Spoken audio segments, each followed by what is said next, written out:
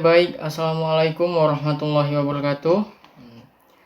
Kali ini kita akan membahas materi dari struktur CPU.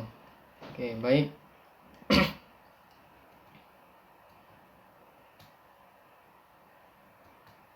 Yang pertama itu adalah tujuan. Jadi ada beberapa tujuan yang ingin disampaikan atau yang saya sampaikan pada materi kali ini. Yang pertama yaitu menjelaskan tentang komponen utama CPU dan fungsi CPU. Lalu yang kedua, membahas struktur dan fungsi internal prosesor, organisasi ALU, serta kontrol unit dan register. Berikut yang ketiga, menjelaskan fungsi prosesor dalam menjalankan instruksi-instruksi mesin. Baik, ada beberapa komponen di dalam CPU. Yang pertama itu ada register, lalu ada ALU atau Arithmetic and Logic Unit, lalu ada control unit juga. Ketiga komponen ini, baik register, ALU maupun control unit itu nanti akan dihubungkan dengan sebuah sistem yang namanya adalah internal CPU interconnection. Nah, kalau kita lihat di sini, CPU merupakan komponen terpenting dari sistem komputer. Karena jika tidak ada CPU ini, maka bisa dipastikan komputer tidak bisa berjalan. Karena CPU di sini merupakan komponen pengolah data. CPU mengolah data berdasarkan instruksi yang diberikan kepada CPU sendiri. Central Processing Unit merupakan komponen terpenting dari sistem komputer. Komponen pengolah data berdasarkan instruksi yang diberikan kepadanya. Dalam mewujudkan fungsi dan tugasnya, CPU tersusun atas beberapa komponen. Selanjutnya kita lihat di sini ada komponen yang ada di dalam CPU. Yang pertama ada ALU, Unit Arithmetic and Logica. ALU ini akan bertugas membentuk fungsi-fungsi pengolah data komputer. Dan ALU sering disebut sebagai mesin bahasa. Karena pada bagian ini akan mengerjakan instruksi-instruksi bahasa mesin yang diberikan ke dalam ALU. Nah, bisa kita lihat di sini bahwa ada beberapa bagian. Jadi, yang pertama di situ ada status flag, lalu ada shifter, komplementer, dan aritmatika and logika boolean. Jadi status flag itu atau bendera status di sini digunakan untuk memberikan informasi. Memberikan informasi apakah hasil operasi yang dilakukan oleh ALU tersebut itu nanti bernilai positif atau sebaliknya yang nilainya lain. Atau bisa saja terjadi overflow. Jadi overflow itu keadaan di mana ketika jumlah bit yang dihasilkan dengan jumlah bit yang tersedia itu tidak sesuai sehingga nanti akan terjadi yang namanya overflow.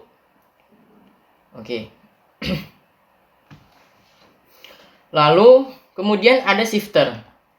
Jadi shifter ini adalah digunakan untuk menggeser nilai yang akan diproses di ALU nanti. Lalu yang ketiga yaitu ada komplementer. Jadi komplementer ini digunakan untuk mengatur lokasi.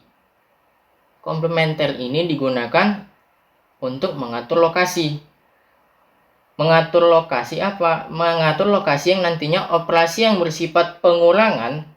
Karena di dalam ALU sendiri untuk pengurangan itu berarti salah satu operan harus diubah ke dalam bentuk bilangan negatif atau dikomplementkan. Itu dia. Baru nanti di situ ada arithmetic, logic, and boolean. Ini nanti akan digunakan untuk operasi. ALU, Arithmetic, Logic, and Unit bertugas membentuk fungsi-fungsi pengolahan data komputer.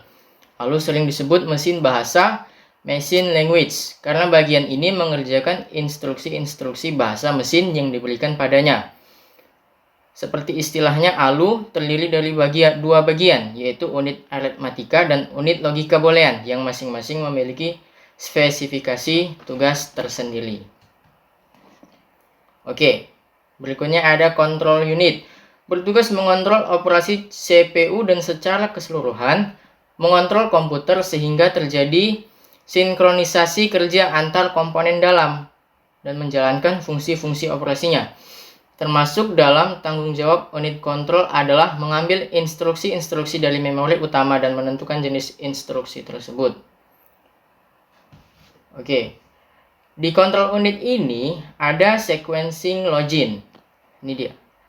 Lalu control unit register and decoders, dan yang terakhir ada control memory. Jadi ini adalah isi dari control unit tersebut. Oke. Oke, kita masuk kepada register. Jadi register ini di situ ada misalnya kita menggunakan Intel 16 bit.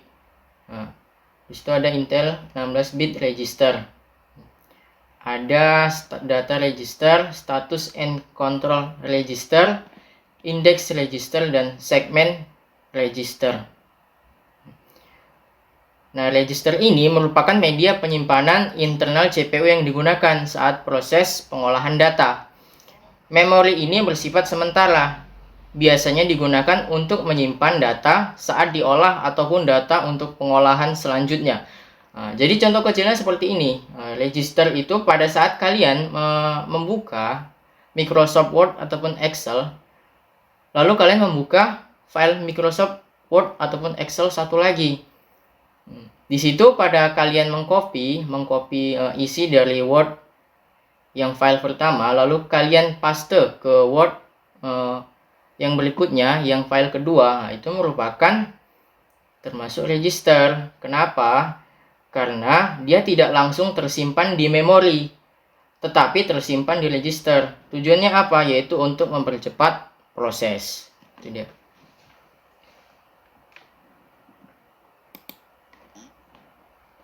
Oke, baik. Setelah register ini ada yang namanya CPU interconnection. Jadi CPU interconnection ini adalah sistem koneksi. Di mana sistem koneksi ini dianya itu akan menghubungkan semua komponen yang ada. Jadi contoh dari komponen internal yaitu adalah ada ALU, unit control, dan register. Sedangkan eksternal itu dia merupakan sistem-sistem yang ada di dalam komputer. Seperti apa misalnya? Seperti main memory. Main memory itu merupakan memori utama. Lalu adanya perangkat input dan output. Nah, ini merupakan komponen internal CPU. Komponen internal CPU. Jadi tadi kalau kita lihat sebelumnya, itu ada interkoneksinya yang biasa disebut dengan sistem bus.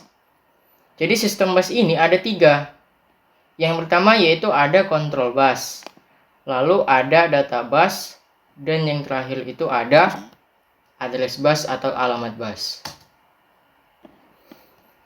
Nah, fungsi CPU. Nah, jadi di sini fungsi CPU ada beberapa ya. Yang pertama, menjalankan program-program yang disimpan dalam memori utama dengan cara mengambil instruksi-instruksi, menguji instruksi tersebut, dan mengeksekusinya satu persatu sesuai dengan alur perintah masing-masing. Lalu yang kedua, ada pandangan paling sederhana proses eksekusi program adalah dengan mengambil pengolahan instruksi. Lalu yang ketiga, ada pengolahan instruksi yang terdiri dari 2 langkah, yaitu yang pertama operasi pembacaan instruksi atau fetch, dan operasi pelaksanaan instruksi yang kita kenal dengan execute. Siklus instruksi. Jadi ini merupakan gambaran flowchart.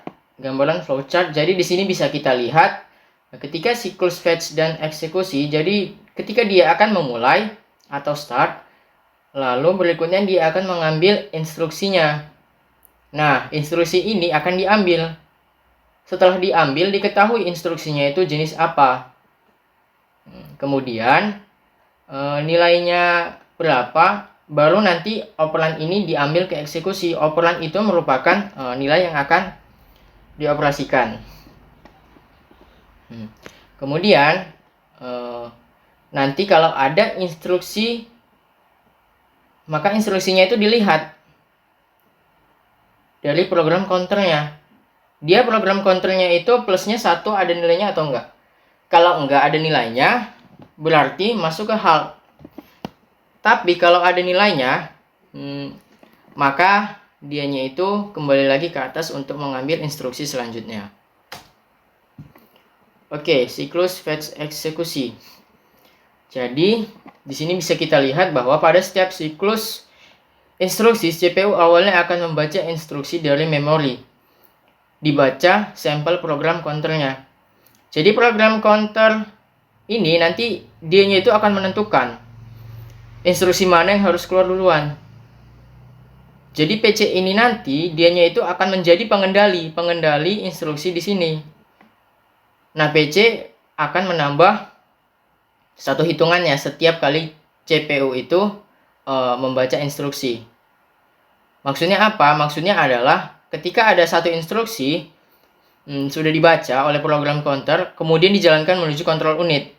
PC ini juga otomatis akan menambah nilainya plus 1. Kemudian instruksi-instruksinya yang dibaca itu dia akan dibuat dalam register instruksi. Jadi instruksi-instruksi ini dianya itu dibuat dalam bentuk-bentuk kode biner. Supaya apa? Supaya bisa dikerjakan oleh CPU. Lalu berikutnya ada aksi CPU. CPU memori, perpindahan data dari CPU ke memori dan sebaliknya. Lalu yang kedua ada CPU input dan output, yaitu perpindahan data dari CPU ke modul input dan output dan sebaliknya. Lalu ada pengolahan data. CPU membentuk sejumlah operasi aritmatika dan logika terhadap data. Lalu yang terakhir, kontrol, yaitu merupakan instruksi untuk pengontrolan fungsi atau kerja, misalnya instruksi pengubahan urusan eksekusi. Oke, ini merupakan siklus eksekusi. Jadi, yang pertama itu, di sini ada yang namanya Instruction Address Calculation. IAC yang bisa kita sebut sebagai IAC. Yaitu dia akan mengkalkulasi atau menentukan alamat instruksi berikutnya yang akan dieksekusi. Kalkulasi ini dianya itu akan melibatkan penambahan bilangan tetap ke alamat instruksi sebelumnya. Misalnya gini, bila panjang setiap instruksi itu 16 bit, padahal memori kapasitasnya itu hanya 8 bit, maka harus ditambahkan 2 ke alamat sebelumnya. Lalu berikutnya ada IF. IF ini adalah instruction fetch, yaitu dia akan membaca atau mengambil instruksi dari lokasi memorinya ke CPU. Lalu ada instruction operation decoding atau IOD. Jadi IOD ini dianya itu akan menganalisa instruksi untuk menentukan jenis operan yang akan dibentuk dan operan yang akan digunakan. Lalu berikutnya ada OAC. OAC ini merupakan operand address calculation. Jadi dia ini berguna untuk menentukan alamat operan atau nilai yang akan dioperasikan. Hal ini dilakukan supaya bisa melibatkan referensi operan pada memori. Lalu setelah OAC ini, dia menuju kepada OF. OF ini merupakan operand fetch. Jadi operand fetch ini, dianya itu mengambil operan dari memori atau dari modul input ataupun output. Jadi dia bisa dua. Bisa dari memori ataupun dari modul input dan output. Oke, berikutnya ada data operation atau DO. Jadi data operation ini dianya itu membentuk operasi yang diperintahkan ke dalam sebuah instruksi. Lalu yang terakhir ada OS. Jadi OS ini merupakan operand store. Operand store ini berguna untuk menyimpan hasil eksekusi ke dalam memori. Oke, baik. Mungkin ini saja materi yang dapat saya sampaikan. Lebih dan kurangnya saya mohon maaf. Demikian atas yang saya sampaikan. Billahi taufik wal hidayah. Wassalamualaikum warahmatullahi wabarakatuh.